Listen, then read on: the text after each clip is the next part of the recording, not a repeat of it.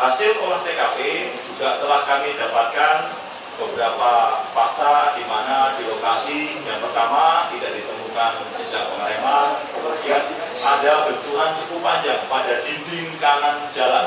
Ditlantas Polda Jatim mengungkap hasil penyelidikan kecelakaan bus rombongan pegawai RS Bina Sehat Jember yang mengalami kecelakaan di jalur Bromo, Desa Botoh, Lumbang, Kabupaten Probolinggo, Jawa Timur, Minggu, 14 September 2025, hingga menewaskan 8 orang penumpang. Direktur Ditlantas Polda Jatim Kombes Pol Iwan Saktiadi mengungkapkan, titik bentur awal, lalu bergesekan dengan pembatasan kanan jalan, hingga terhenti dan teronggok di lokasi akhir tabrakan berjarak sejauh 60 meter, dengan kontur jalan yang menurun. Nah, jarak tersebut dijadikan acuan oleh Tim Traffic Accident Analyst, TAA, Ditlantas Polda Jatim, untuk melakukan penyelidikan dan penyidikan atas kecelakaan maut bus pariwisata PO INDS 88 Trans, bernopol P7221UG itu. Kemudian, didapatkan temuan bahwa, penyidik tidak menemukan adanya jejak bekas gesekan roda ban bus yang mengindikasikan adanya mekanisme pengereman yang dilakukan oleh si pengemudi. Itulah mengapa terjadi benturan parah pada bodi sisi kanan bus dengan pembatas sisi kanan jalan sepanjang sekitar 60 meter, hingga menyebabkan kerusakan parah pada bodi bus. Jika tidak didapatkan adanya petanda pengereman, lantas berapa kecepatan bus tersebut beberapa saat sebelum terlibat kecelakaan tunggal di bahu sisi kanan ruas jalan tersebut. Iwan menduga berdasarkan catatan hasil penyelidikan sementara yang dihimpunnya, bus tersebut melaju dalam kecepatan sekitar 64-80 km per jam, pada mode transmisi, gear, perseneling ketiga, dalam lintasan jalan kontur menurun atau turunan. Tak ayal, laju bus yang demikian itu, ditambah dengan tidak adanya jejak petanda pengereman untuk mengurangi kecepatan bus, terjadilah benturan yang membuat para penumpang sisi barisan bangku sisi kanan bus mengalami luka parah hingga meninggal dunia. Iwan menerangkan, penyidik memperoleh penjelasan tersebut karena sebagian besar memeriksa para penumpang selamat yang duduk di bangku sisi kanan pada barisan pertama, kedua, ketiga, dan keempat. Di sisi lain, mengenai keabsahan dan kelayakan kondisi kendaraan bus maupun sang sopir. Iwan memastikan, kendaraan bus tersebut dilengkapi surat STNK, dan terdapat catatan hasil surat hasil uji kir atau ramcek dari bus, yang menyatakan bahwa bus layak jalan.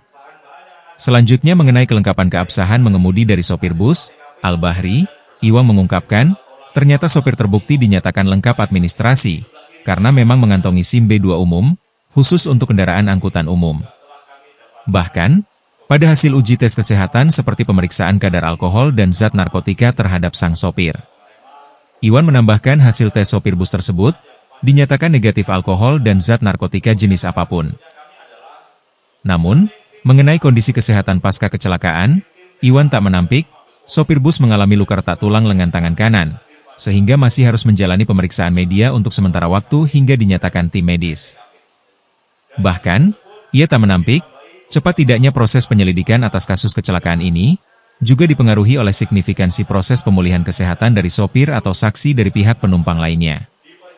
Saat disinggung mengenai dugaan bahwa kecelakaan tersebut dipicu kondisi mekanisme pengereman yang tidak berfungsi maksimal alias blong. Iwan mengatakan pihaknya belum dapat menyimpulkan dengan dugaan demikian. Karena, ia menyadari bahwa penyidik tim TA Ditlantas Polda Jatim masih harus membuat kesaksian pihak ahli dari merek pabrikan bus yang terlibat kecelakaan tersebut. Dengan berdasarkan atas dikeluarkannya surat layak jalan ini mengindikasikan bahwa kendaraan tersebut secara teknis layak jalan. Artinya kapasitas menyatakan layak jalan dan tidak layak jalan sudah ada institusi yang menyatakan dengan dikeluarkannya surat ini. Pertanyaan pertama terjawab. Yang kedua, jika retak pada tangan sebelah kiri. Jadi dari keterangan medis yang kami dapatkan bahwa pengemudi masih bahan-bahan yang akan kami kumpulkan baik dari hasil olah TKP Polda dan bersama dengan Direktorat Lalu Lintas Korlantas Polri maupun KNKT. Di sebelah kiri saya ada layar sekalian.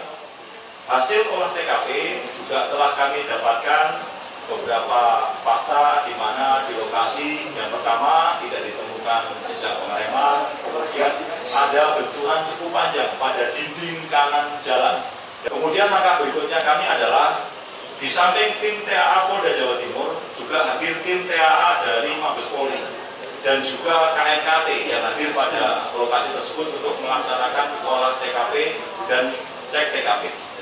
Dari hasil tersebut ditambahi beberapa fakta di mana dugaan, saya ulangi, dugaan kecepatan arah datangnya kendaraan sebelum lokasi tabrakan diperkirakan 64 dari hasil hitung-hitungan traffic accident analysis, 64 sampai dengan 80 km per jam. Namun demikian, seluruhnya sementara ini adalah dugaan awal. Nanti akan kami dalami dengan hasil-hasil yang lainnya. Kemudian kami juga lakukan tes pengaruh narkoba atau obat-obatan pada pengemudi, dan hasilnya tidak didapati bahwa pengemudi dalam pengaruh obat-obatan apapun. Download Tribun X sekarang, menghadirkan lokal menjadi Indonesia.